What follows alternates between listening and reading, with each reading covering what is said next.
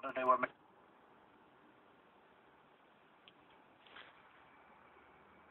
Well, she was a very beautiful woman. They told me, as a young man, they said she was like a real beauty, a great beauty. And my father was a builder in Brooklyn and Queens. He would, build houses, and they met, and she never went back to Scotland. Now, she'd go back to Scotland every year. She loved Scotland, but she never officially went back because she married my father. They had 5 children.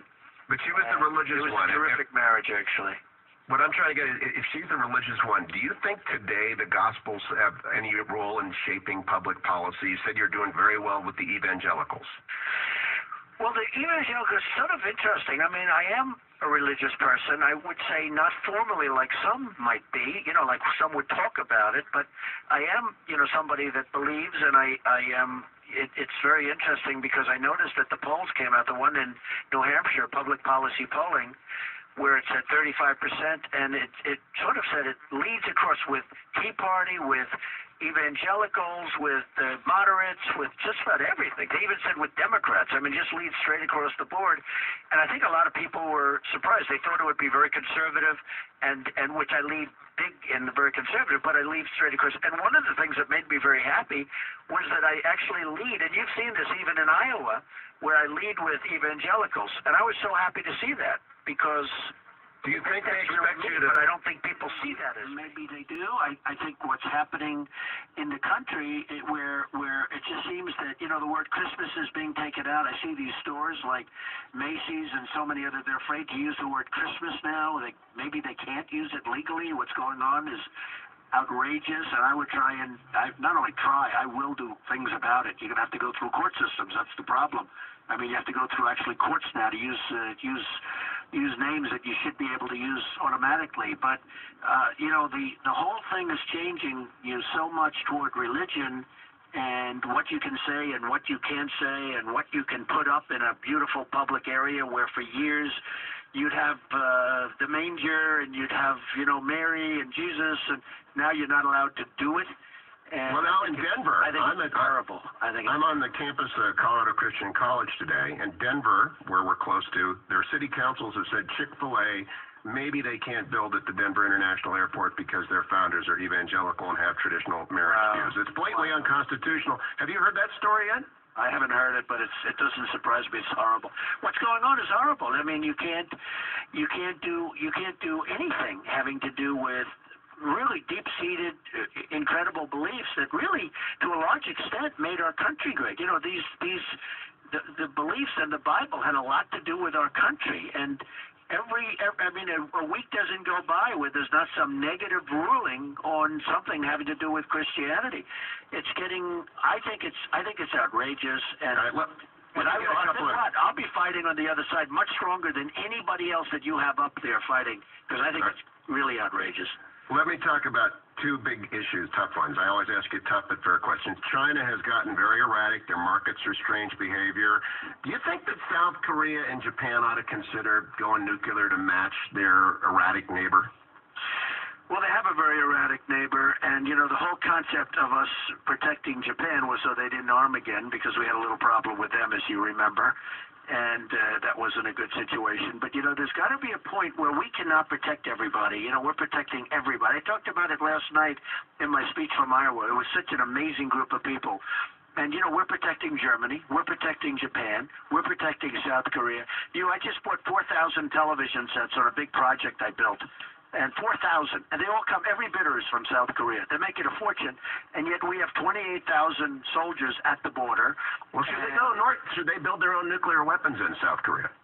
Well, I don't know. It's a question. The problem is you're going to have, all of a sudden, you're going to have everybody having nuclear weapons, and that's a scary prospect also. But in the meantime, you have North Korea that obviously has them. I don't know if they know how to use them yet, because every time you see a rocket go up, it comes crashing to the ground. But, that's the easy part. I mean, in theory, that's the easy part. So it's a pretty frightening prospect. I do say this. At some point, we can't be the policemen of the world. We have to rebuild our own country. We have to rebuild our bridges and our highways and our roads and our schools and our airports. And how much longer can we be doing this? If you noticed with South Korea, North Korea started rearing its head a couple of days ago, And we all of a sudden we're engaged and we're getting ready, and we don't get anything for this. You know, at what point, and they're wealthy. Well, the reason I tell about the 4,000 television, they make a fortune in trade against us. Well, that's it. You know, earlier this week, Scott Walker said the president should cancel the state visit from President Xi. And do you agree with that suggestion, by the way? No, I don't think you should cancel it. I think you should negotiate better deals. Our trade pacts with China are horrible. And, you know, if you want to I have a friend who's a big trader and a big manufacturer. He can't get his goods into China. And when he does get them in, they charge him a big tax. Well, people don't know those stories. You know, if you sell trucks in China, they charge you taxes to get them in. People don't understand. It's a one-way street.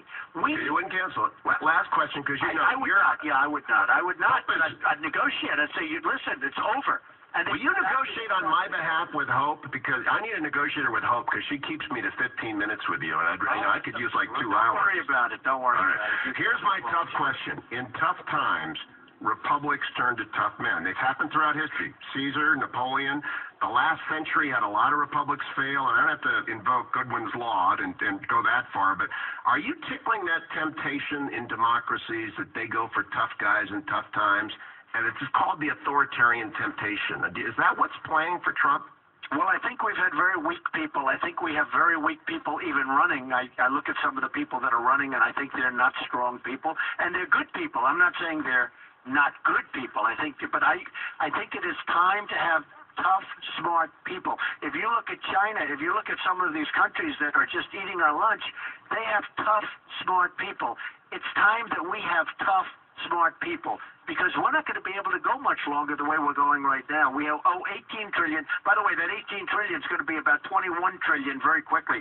You know, it's going to build right now from this point very, very rapidly. We're not doing that, I can tell you, Greg, again. I'm not looking to do this. I have a wonderful life. People say, why are you even doing it? I love my life. I love what I've done. I built a great company, but I want to make this country great again. I owe a lot to this country, and I want to make it great again. And we can do it. And honestly, it cannot continue to go like this. Otherwise, there'll be a point at which you can't bring it back. But you'll play by the rules if you win. 100%. 100%. The Constitution. I mean, the Constitution. You wouldn't. Executive orders. Obama doesn't play. I mean, he goes out. Exactly. He signs his executive orders all over the place because he doesn't want to meet with people and try and convince them to do what the right thing to do is. No, he's not playing by the rules. No, I do play by the rules. I will play by the rules too.